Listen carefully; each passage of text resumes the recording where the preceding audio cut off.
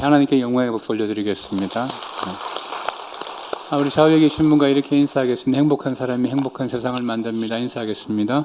행복한 사람이 행복한 세상을 만듭니다. 행복한 베들레헴 교회 오늘 3부 예배 놓으신 사랑하는 성도님들에게 하나님의 은혜와 축복이 함께 하시기를 주님의 축복합니다. 2025년 행복한 사람들의 축제의 컨셉은 칠하다입니다. 노아가 방주의 역청을 칠하는 것에 아이디어를 얻어서 컨셉을 칠하다라고 잡았습니다. 여러분, 신앙생활에서 제일 어려운 부분은 저는 전도라고 생각을 합니다. 대부분의 신앙의 행위는 혼자서 할 수 있습니다. 혼자서 예배 드릴 수 있고 찬송할 수 있고 기도할 수 있습니다. 또 우리가 함께 해야 될 일들이 있다 그러면 교회 안에서 믿는 동력자들과 함께 하는 일들입니다. 그러나 전도는 혼자 할 수 있는 일도 아니고 불신자와 관계를 맺는 일이고 또 사람이 구원받는 영적인 일이기 때문에 결코 쉽지 않습니다. 거기에는 영적인 어려움, 마귀의 도전이 있기 때문에 그렇습니다. 만약 여러분께서 정조부, 할아버지, 아버지, 나까지 집안 대대로 전도를 했는데 한 명도 전도를 하지 못했다면 계속 전도를 해야겠습니까? 여러분, 창세기 5장은 택한 사람들의 족보가 나오는데 특별히 그들이 몇 살 때 죽었다 이야기가 많이 나와요. 여러분, 노아 홍수 이전에 사람들의 수명이 900세 이상 되었습니다. 하지만 6장 3절 하반절에 보면 하나님께서 사람의 인생을 120세로 이렇게 어느 정도 정해 놓으셨습니다. 자, 오늘 노아의 그 조상 가운데 창세기 5장 21절 24절에 보면 에녹은 65세에 무드셀라를 낳았고 무드셀라를 낳은 후 300년을 하나님과 동행하며 자녀를 낳았으며 그는 365세를 살았더라. 에녹이 하나님과 동행하더니 하나님이 그를 데려가심으로 세상에 있지 아니하였더라고 성경에 기록하고 있습니다. 성경에서 에녹은 죽음을 보지 아니하고 하나님이 데려간 사람으로 우리가 알고 있습니다. 그는 65세 때까지는 평범한 삶을 살았는데 65세 때 그 300년 동안 하나님과 동행을 했습니다. 성경 전체에서 에녹에 대한 정보를 얻을 수 있는 것이 사실 창세기 5장이 전부라고 볼 수 있는데 여기서 보면 에녹에 대한 정보가 뭐냐면 65세 때 무드셀라라는 아들이 태어났다는 것입니다. 그러면 아들 한 명 태어나서 300년을 하나님과 동행할 수 있으면 저는 아들 2명이면 600년을 하나님과 동행할 수 있는 조건을 다 가지게 되는 겁니까? 에녹은 무드셀라가 태어났을 때 하나님 앞에 특별한 사인을 받았다는 것입니다. 성경에 나오는 모든 인물들의 이름에는 의미가 있습니다. 무드셀라라는 의미는 창을 가진 자 혹은 무기를 든 자라는 뜻을 가지고 있습니다. 자, 창을 가진 자, 경비병을 말하는 것이죠. 근데 경비병이 날아오는 창이나 화살에 맞아 죽었습니다. 그러면 무엇이 일어날 징조입니까? 전쟁이 일어날 징조입니다. 이 무드셀라가 죽는 날 하나님께서 이 땅을 전쟁으로 또는 심판하시겠다는 메시지가 담겨져 있는 것이죠.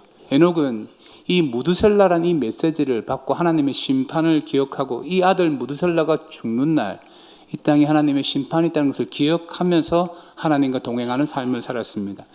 특별히 창세기 여러분 5장 25절에 보면 무드셀라는 187세에 라멕을 낳았다고 합니다. 그리고 26절에 라멕을 낳은 후 782년을 지내며 자녀를 낳았으며 그는 960세를 살고 죽었습니다. 무드셀라가 성경에서 가장 오래 산 사람입니다. 그리고 28절에 라멕은 182세의 아들을 낳고 이름을 루아라 하여 이르되 여호와께서 땅을 저주하심으로 수고롭게 일하는 우리를 이 아들이 아니하리라 하였더라라고 했습니다. 그러면서 창세기 7장 6절에 보면 홍수가 땅에 있을 때 노아가 600세라고 했어요. 자, 그럼 나이 계산을 좀 해보겠습니다. 무드셀라가 187세에 라멕을 출생했습니다. 그리고 라멕은 182세에 노아를 출생했어요. 그러면 플러스하면 369세가 되죠. 근데 노아 홍수가 언제 있었냐면 노아 600세에 있었습니다. 그러면 전체적으로 이 969세가 나오는데 이 969세는 무드셀라의 나이입니다.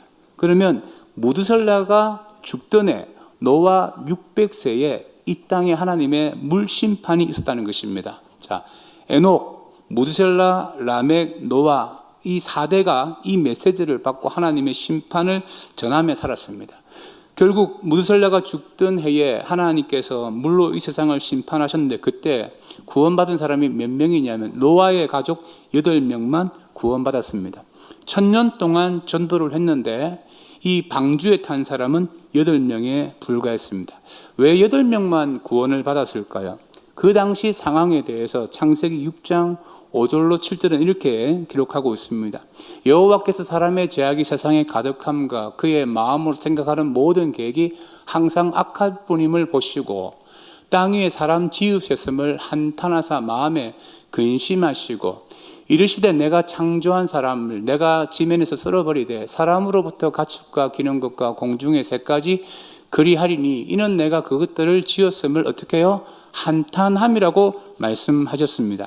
성경에 하나님이 한탄한다 이렇게 기록한 곳이 사실 창세기 6장이 전부입니다. 인류의 죄에 대해서 이렇게 강력하게 성경이 진술한 곳은 창세기 6장입니다. 인간들이 얼마나 많은 죄를 지었으면 하나님을 한탄하게 했다, 하나님을 고통스럽게 했다는 것입니다. 그러자 하나님께서 사람 창조하신 것을 후회하시고 물로 세상을 심판하시겠다고 마음에 결심을 하셨습니다. 그렇다면 이렇게 하나님이 후회할 정도로 고통스러운 이 상황 가운데서 어떻게 노아의 가족들은 구원을 받게 되었을까요? 첫 번째는 노아는 은혜를 치렀다는 것입니다. 오늘 본문 우리가 읽었던 8절 말씀에 보면 그러나 노아는 여호와께 은혜를 입었더라고 성경이 기록하고 있습니다. 이 뜻이 무엇이냐? 은혜를 입었더라. 자, 메시지 성경에서는 이렇게 표현합니다. But Noah was different. 노아는 달랐다는 거예요. 세상은 하나님이 한탄할 정도로 타락했지만 노아는 difference였다는 것입니다. 무엇이 달랐느냐? 다른 NIV 영어 성경에서 보면 But Noah found favor 이랬습니다. 노아가 은혜를 발견했는데 어디서 발견했습니까? In the eyes of the Lord.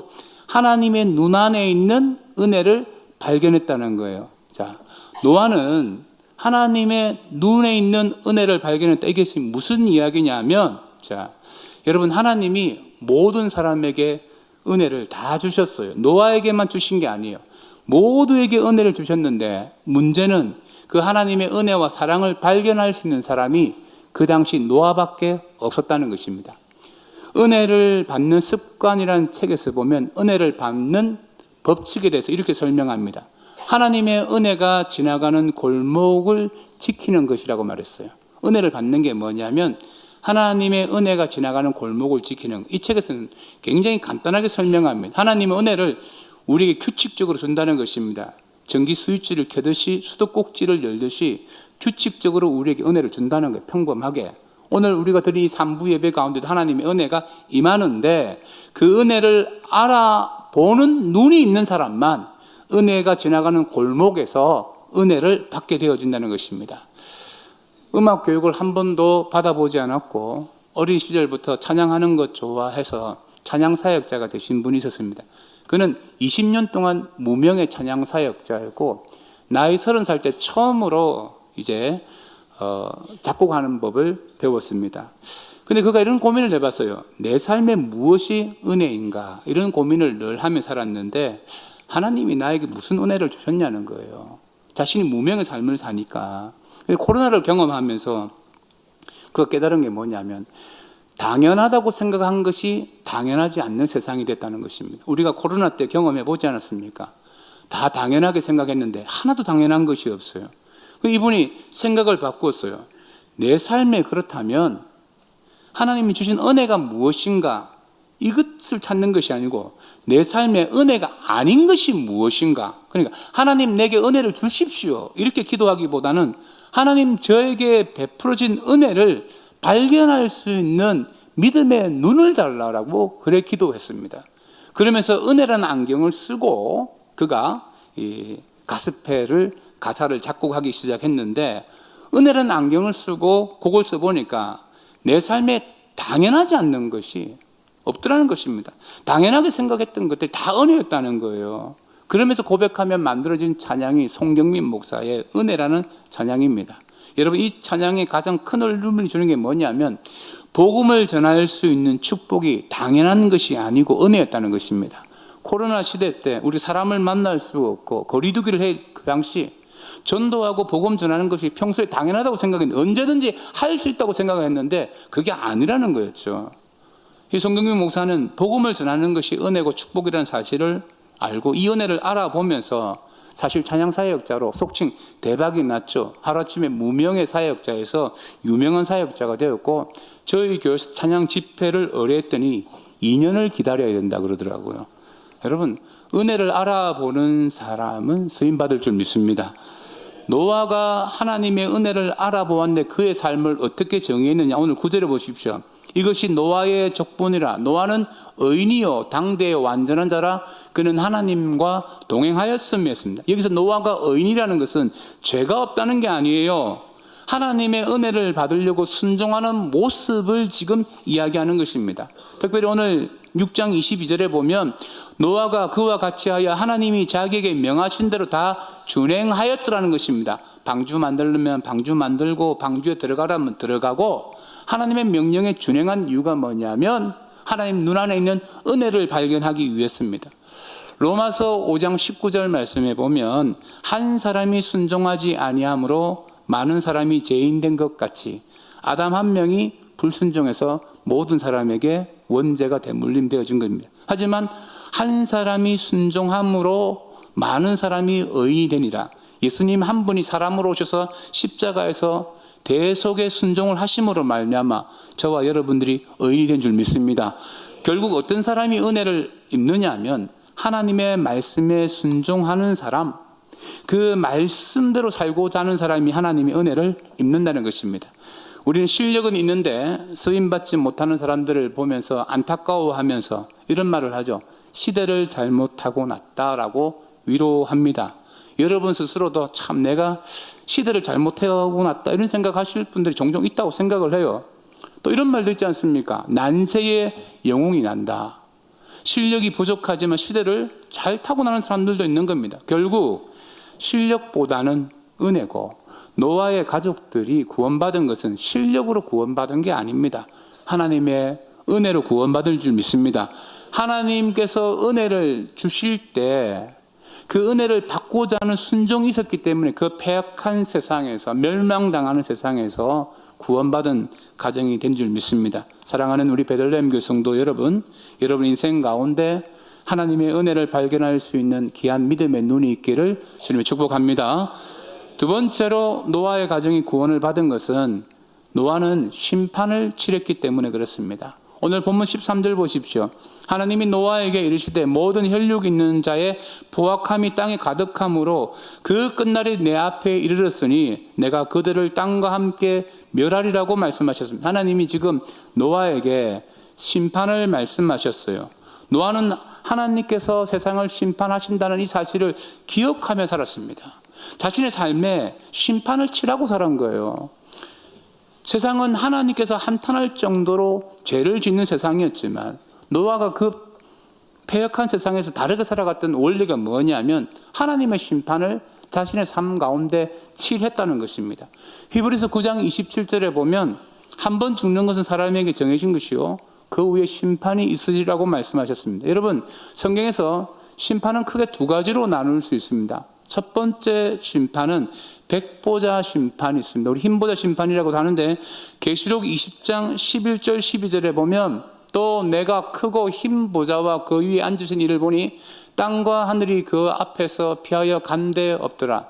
또 내가 보니 죽은 자들이 큰 자나 작은 자는 그 보좌에 서 있는데 책들이 펴 있고 또 다른 책이 펴졌으니 곧 생명책이라. 죽은 자들이 자기 행위를 따라 책에 기록된 대로 심판을 받느니라. 모든 사람은 다 심판받습니다. 근데 생명록에 기록되어지지 아니하면 불못 지옥에 던져집니다. 이 백보자 심판이 있고요. 또 하나가 뭐냐면 신자의 심판이 있습니다. 고린도 후서 15장 10절에 보면 사도 바울이 이래 말했어요. 이는 우리가 다 반드시 그리스도의 심판대 앞에 나타나게 되어 각각 선악간에 그 몸으로 행한 것을 따라 받으려 함이라고 했습니다. 여러분, 우리 믿음으로 구원받는다고 하지만 그것으로 끝나지 않는다는 거예요. 우리가 믿음으로 구원받고 난 다음에 우리의 삶 가운데 선악간으로 우리의 몸으로 행한 모든 것을 심판받는다고 성경은 말씀하고 있습니다. 노아는 하나님의 심판을 기억하면서 방주를 만들었어요. 몇 년 동안 만들었느냐? 신학자들의 여러 가지 주장이 있지만 120년 동안 만들었다, 100년 동안 만들었다, 두 가지 주장이 있습니다. 중요한 건 없어요. 오랜 시간 동안 만들었다는 게 중요한데, 자, 창세기 5장 32절에 보면 노아는 500세 된 후에 셈과 함과 야벳을 낳았더라고요. 노아의 3명의 자녀가 노아가 500세 된 이후에 태어났습니다. 그래서 창세기 7장 6절에 보면 홍수가 땅에 있을 때 노아가 몇 세입니까? 600세입니다. 그럼 노아의 3명의 자녀들이 태어났는데 그 아버지는 방주를 만들고 있었어요. 그 100년 정도의 이상의 시간 동안 그 자녀들이 그 아버지의 모습을 어릴 적에는 몰랐는데 자라면서 보니까 세상 사람들하고 좀 다른 거예요. 이 3명의 자녀들이 아버지가 매일 밤낮으로 방주만 만드는 모습을 보고 그들의 마음에 짐이 없었을까요? 성경은 침묵하고 있지만 여러 가지로 상상해 볼 수 있습니다. 아버지는 자녀들에게 이렇게 말합니다. 노아가 이런 말합니다. 너희 할아버지 무드셀라가 지금 살아있는데 이 할아버지가 죽는 그날 물로 세상은 심판받는다 하면서 약 100년 동안 이 방주 항공모함보다 더 큰 배를 만들었어요. 그럼 3명의 아들 중에 한 명이라도 이렇게 말하지 않았겠습니까? 아버지, 물로 심판받으면 죽으면 되지 왜 이렇게 살아야 됩니까? 허구한 날 방주를 만들어야 됩니까? 그리고 아버지 지금까지 하늘에서 비가 내려온 적이 없습니다. 창세기 2장 5절에 보면 여호와 하나님이 땅에 비를 내리지 아니하셨고 창조 이후에 땅에 비가 내리지 않았어요.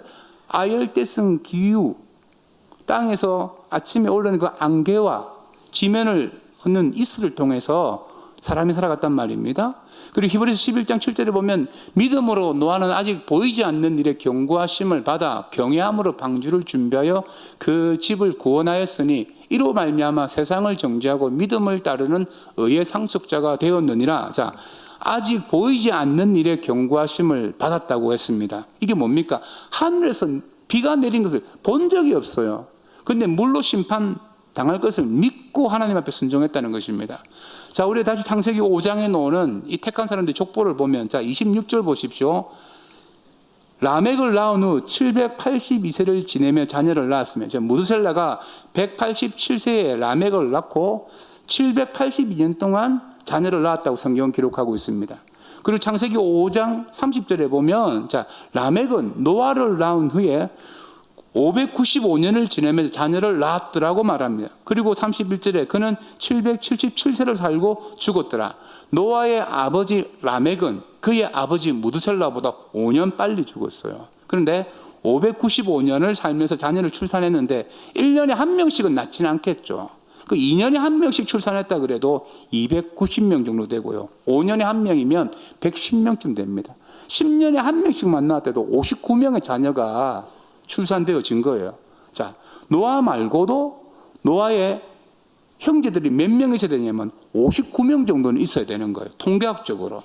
자, 무드셀라도 라멕을 출산한 이후에 782년을 지나면서 자녀를 출산했다면 10년에 한 명씩만 출산했다 그러면 78명이 있어야 됩니다. 노아의 작은아버지, 적어도 삼촌들이 78명은 있어야 돼요. 그러면 아버지의 형제와 삼촌까지 하면 최소 137명 있어야 되고, 그걸 줄여서 정말 작다 그래도 100명 정도는 있습니다. 근데 여러분, 하나님의 심판을 알고 있는 이 믿음의 가문 에녹의 후손들이 지금 100가정 정도 있는데 그 중에 방주에 들어간 사람이 한 가정밖에 없어요. 하나님을 모르는 사람, 머리에 뿔 나고 사람 죽이고 죄악된 세상을 살아갔던 사람들만 하나님의 방주를 거절한 게 아니고 에녹과 무드셀라와 라멕의 후손들 가운데 방주에 들어간 사람이 노아 한 명밖에 없습니다. 여러분, 무드셀라는 언제까지 살았습니까? 노아 홍수가 일어나는 그 해까지 살았어요. 제가 신학대학원 졸업하고 20년 만에 우리 동기들을 만났습니다. 다 가정을 이루고 있는데 이런저런 인사하다 보니까 여러 가지 우리 형편을 알게 되잖아요. 근데 사모님들 가운데 눈물을 흘리시는 분이 많았어요. 자녀들 가운데 목사 아들로서 예수 안 믿는 자가 너무 많다는 겁니다. 그러면서 어떤 제 후배 사모님은 새벽기도 갔다 와서 술 먹은 아들의 해장국을 끓여준다면서 제 앞에 우시더라고요. 여러분, 아버지가 목사라고 해서 아들이 구원받는다, 성경에 그렇게 기록한 적 없습니다. 뭐 아버지가 장로지 아들이 장로예요? 여러분, 이거 꼭 기억하셔야 돼요. 4대를 걸쳐서 약 1000년 동안 이 믿음의 집안에 하나님의 심판이 흘러가는데 방주에 들어간 가정은 노아 한 가정밖에 없었습니다. 통계학적으로 보면 교회 안에 지금 100명의 성도가 있는데 그 안에 구원받은 사람이 1명 있다는 거예요. 종교개혁자 존 칼빈이 제네바 교회에서 목회를 할 때 그가 이렇게 설교했습니다. 우리에게 100명의 교인이 있다 그러면 구원받은 사람은 1명입니다. 칼빈이 이렇게 말했던 근거가 뭐냐면 예수님을 닮을 생각을 하지 않는 사람은 구원받지 않았기 때문이라고 설교를 했어요. 구원받은 사람은 예수 닮으려고 노력한다는 것입니다. 우리가 믿음으로 구원받는다, 우리 장로계 교리입니다. 그래서 많은 사람들이 예수 믿고 구원받는 것을 너무 쉽게 생각을 하는데 현대 우리 장로교의 모습을 보면 구원파의 모습하고 비슷합니다. 심판은 아예 생각지도 않고 행함에 대해서는 아무런 중요하게 생각을 하지 않아요. 그러면서 죄를 짓는 것은 너무 또 가볍게 생각해요. 구원파의 교리가 뭐예요? 한번 예수 믿고 나면 내가 어떤 죄를 지어도 천국 간다라는 거. 막 살잖아요. 세월호 그 백그라운드가 구원파라는 거 아십니까? 그들이 법정에서 반성하던가요? 내가 구원받았기 때문에 큰 문제가 안 된다는 거예요. 하나님의 심판을 전혀 기억하지 않는 삶은 심판의 날에 여러분 구원받지 못합니다. 심판의 메시지를 분명하게 기억하고 자신의 삶에 칠해야지만 구원받을 줄 믿습니다. 사도행전 16장 31절에 보면 이르되 주 예수를 믿으라 그리하면 너와 내 집이 구원을 받으리라고 말씀하셨습니다. 여기서 주 예수를 믿는다는 게 뭐냐면 하나님의 심판을 분명히 기억하는 거예요. 노아가 100년 동안 방주를 만들면서 전도했습니다. 그래도 무드셀라의 자녀들 가운데, 라멕의 자녀들 가운데 이 방주에 탑승한 사람이 아무도 없었습니다. 베드로후서 2장 5절에 보면 옛 세상을 용서하지 아니하시고 오직 의를 전파하는 노아와 오직 의를 전파하는 노아. 오직 의를 전파하는 게 뭡니까? 전도하는 노아예요. 하나님의 심판을 전하는 노아와 그 7 식구는 보존하시고 경건하지 아니하는 자들의 세상에서 홍수로 내리셨음이라고 말씀하고 있습니다. 하나님의 심판을 기억하고 오직 의를 전파하는 노아의 가정만 구원을 받았습니다. 전도는 열매하고 관계없습니다. 우리가 하나님의 심판을 믿는다면 순종해야 될 우리의 모범인 줄 믿습니다. 여러분 100년 동안 전도를 했는데 열매가 없었습니다. 그러나 노아는 거기에 순종했기 때문에 그의 가정이 구원받은 줄 믿습니다. 여러분 삶 가운데 심판이 있다는 사실을 항상 칠하시고 구원을 이루실 줄 축복합니다. 그리고 마지막 세 번째로 노아는 복음을 칠했다는 것입니다. 자, 오늘 본문 14절 보십시오. 너는 고페르 나무로 너를 위하여 방주를 만들되 그 안에 칸들을 막고 역청을 그 안팎으로 칠하라고 했습니다. 자, 하나님이 예전 성경은 잣나무죠. 고페르 나무로 방주를 만들고 역청을 안팎으로 칠하라고 했어요. 자, 여기에서 보면 몇 가지 의미, 첫째는 기능적인 의미가 있어요. 고페르 나무로 만든 방주가 이제 이 역청이 뭐냐면 아스팔트나 타르, 송진 같은 그런 성분인데 이것을 칠해야지만 배가 물에 뜰 수 있는 겁니다. 그래서 이 방주에 역청을 칠한다는 것은 물에 뜰 수 있도록 보호한다는 역할이 있고요. 기능적으로. 그 다음에 신학적인 의미, 칠하다. 이게 카파르라는 히브리어를 쓰는데 이 단순히 칠하다라는 뜻을 좀 넘어서 덮는다, 속죄한다, 용서한다, 정결케 한다는 의미를 가지고 있고요. 이게 예수 그리스도의 보혈로 우리의 죄를 덮는 속죄의 의미도 가지고 있습니다. 세 번째 구원적인 의미를 가지고 본다 그러면 자, 역청을 안팎으로 칠하고 했습니다. 우리 구원받은 외적인 모습과 구원의 내면의 모습, 이 변화를 포함하고 있는데 이게 뭐냐면 복음을 우리의 삶 가운데 외적인데 내면에 칠해야지만 세상에서 우리가 침몰당하지 않는다는 거예요. 가치관을 이야기하는 것입니다. 자, 노아가 100년 동안 방주를 만들고 이제 방주가 컸어요. 그의 아들 4명과 함께 역청을 치렀다고 생각합시다. 근데 만약 노아가 게을러서 역청을 대충 치러서 여러 곳에 틈이 생겼다고 한번 생각해 보십시오. 어떻게 될까요? 창세기 7장 11절로 12절에 보면 이런 말씀이 있습니다. 노아가 600세 되던 해에 둘째 달 곧 그 달 11일 날에 그날에 큰 기품의 샘들이 터지고자, 큰 기품의 샘들이 터진단 말은 지하수가 터졌다, 바다의 지하에 지진이 일어났다는 거예요. 쓰나미 현상이 일어난 거죠. 그 다음에 하늘의 창문들이 열려. 자, 창세기 1장에 보면 하나님이 궁창 위의 물과 궁창 아래의 물로 나눴습니다. 지구는 궁창 위에 물띠가 있어요. 물이 이래 있었는데 그 궁창 위의 물이 태양으로부터는 97%의 자외선을 차단했기 때문에 노아와 홍수 이전의 사람들의 생명이 그렇게 길었던 것입니다. 노아가 빨리 진척이 안 된 거죠.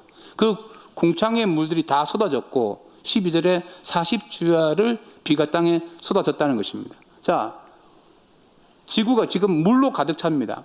370일 동안 방주가 물 위에 떠 있었습니다. 자, 약간의 틈이 있었으면 어떻게 됐을까요? 러시아 우주선이었던 소유주 우주선을 탔던 우리나라 최초의 우주인이던 이소연 씨가 인터뷰 때 이런 말을 했어요. 지구로 귀환할 때 공기의 마찰로 이 우주선이 그냥 불덩어리가 된다는 것입니다. 그러면서 그 우주선 바깥 온도가 2500도까지 올라가는데 캡슐 덩어리에 약간의 틈이 생기면 거기 불붙어가 우주선이 다 타버린다는 것입니다. 그 틈이 나지 않도록 우주선 설계를 정말 세밀하게 한다는 거예요. 그렇다면 방주에 이런 주먹만한 틈이 있어요. 어떻게 되겠어요? 아무리 큰 방주라도 시간이 지나면 침몰합니다. 자, 세상이라는 바다 위에 배가 한 척 돼 있습니다. 방주가 떠 있어요. 비바람이 치고 바람이 불고 흔들려서 앞뒤로 물에 들어갔다 나왔다 합니다. 멀미로 죽을 것 같아요. 그러나 그 방주에 틈이 없으면 침몰하지는 않습니다. 그런데 평온한 바다입니다. 방주에 주먹만한 틈이 한 2개 있어요. 방주도 굉장히 커요. 근데 어떻게 될까요? 시간이 지날수록 점점 침몰합니다. 에베소서 4장 27절에 보면 마귀에게 틈을 주지 말라라고 성경이 말씀합니다. 이게 뭐냐면 우리가 가지고 있는 이 복음의 가치관에 틈이 생기면 세상의 가치관이 들어와서 자연적으로 세상의 가치관이 우리의 이 신앙이 침몰한다는 것입니다. 복음을 취한다는 게 뭐냐면 복음의 가치관으로 세상을 살아간다는 것입니다. 이번 부흥회 기간에 오직 예수라는 주제로 말씀을 들었는데 이 고명진 목사님이 수원중앙침례교회 목사님이지 않습니까? 자신의 딸이 삼성연구원으로 들어가는 거 합격하는 것도 좋았고 자신의 아들이 변호사가 된 것도 좋았지만 더 좋은 게 무엇이었느냐면 자신의 아들이 그 교회 안수집사가 되었을 때 정말 좋았다. 이게 뭐냐면 그의 신앙적 가치관을 말하는 거예요. 우리가 하나님 앞에 심판대에 다 서게 될 것인데 선악간에 우리의 몸으로 한 것을 다 심판하게 될 것인데 하나님이 뭘 가지고 우리를 심판하시겠습니까? 세상적인 기준을 가지고 내가 사업을 얼마나 많이 하고 돈을 얼마나 많이 벌고 이걸로 우리를 심판하신다고 생각해요? 아니면 복음의 가치를 가지고 우리가 어떻게 살았느냐 그걸 가지고 심판하실 거라고 생각하십니까? 이번 집회 때도 그 수원중앙침례교회 장로님 한 분이 새벽에도 오시고 저녁 집회도 오시고 5번 다 오시더라고요. 키도 조그만하시고 해서 좀 궁금했는데 그 장로님 아들이 하버드 대학을 나왔대요. 금융계에 취업해서 돈을 잘 벌었는데 어느 날 목사가 되겠다고 찾아왔습니다. 내가 수원 남문시장에서 가방 팔아서 온갖 고생해서 공부시켜서 하버드 대학 졸업시켰는데 그리고 좋은 직장에 취직해 돈도 잘 버는데 승승장구하는데 하루아침에 목사가 되겠다고 찾아온 아들을 여러분 용납하실 수 있겠습니까? 제가 그 장면을 보면서 야, 믿음의 가문은 그냥 만들어지지 않는다는 것을 제가 도전받았습니다. 여러분 복음은 자신의 외면, 내면을 칠해야지만 세상의 가치관이 침몰되어지지 않습니다. 예수님이 노아 시대를 이렇게 평가하셨어요. 마태복음 24장 37절로 39절에 보면 예수님의 평가입니다. 노아 때와 같이 인자의 임함도 그러하리라. 예수님이 이 땅에 심판하러 올 때 노아 때와 똑같다는 거예요. 38절 홍수 전에 노아가 방주에 들어가던 날까지 사람들이 먹고 마시고 장가들고 시집가고 있었으며 홍수가 나서 그들을 다 멸하기까지 깨닫지 못하였으니 인자의 임함도 이와 같으리라고 말했습니다. 자, 여러분, 먹고 마시고 장가가고 시집가는 거 이거 잘못된 것입니까? 이번 4월 5일 날 우리 김종문 목사님이 장가가시는데 우리 주님이 4월 4일 날 재림하시면, 자, 여러분, 우리가 다 먹고 마시고 장가가고 시집가고 다 하는 거예요. 근데 문제가 뭐냐면 먹고 마시고 장가가고 시집가는 이 현실적인 일에만 너무 매몰되어져 있어서 하나님의 나라의 심판과 그 복음에 대해서 내가 아무런 생각도 없이 살아가면 심판 때 구원받지 못한다는 게 예수님의 말씀이에요. 노아 때 모드셀라의 자녀들, 라멕의 자녀들 다 에녹의 후손들이었어요. 그들이 하나님의 메시지를 다 받았대도요. 그런데 왜 방주에 들어가지 않았을까요? 먹고 마시고 장가가고 시집가고 눈앞에 현실적인 일에만 너무 집중하다 보니까 심판 때에 방주에 들어가야 된다는 것을 잊어버린 것이죠. 노아의 가정 8명만 구원받은 이유가 무엇이라고 생각하십니까? 1000년 동안 하나님의 심판과 구원에 대해서 틈을 주지 아니하고 하나님께 은혜를 받으면서 심판이 무엇인지 복음이 무엇인지 여러분 정확하게 자신의 삶 속에 가치관을 가지고 있었기 때문입니다. 우리 베들레헴 교회가 행축을 하는 이유는, 전도하는 이유, 물론 예수님의 명령이니까 하지만 더 중요한 건 우리의 정체성입니다. 우리가 구원받은 사람으로서 심판을 믿는다면 전도해야 됩니다. 그러지 아니하면 세상 가시관에 다 침몰되어지고 우리 주님이 오시는 그날, 여러분 우주적 종말만 기억하지 마십시오. 우리에겐 다 개인적인 종말이 있습니다. 그 죽음 앞에서 우리의 구원을 장담할 수가 없습니다. 여러분, 믿음으로 구원받은 사람은 은혜를 받는 일에 순종하고 심판을 믿으며 복음으로 우리의 삶을 칠하면서 그 복음의 가치관을 제일 중요하게 생각하고 순종하는 자인 줄 믿습니다. 그와 같은 우리 베들레헴의 성도 되시길 축복합니다. 오늘 기도하겠습니다.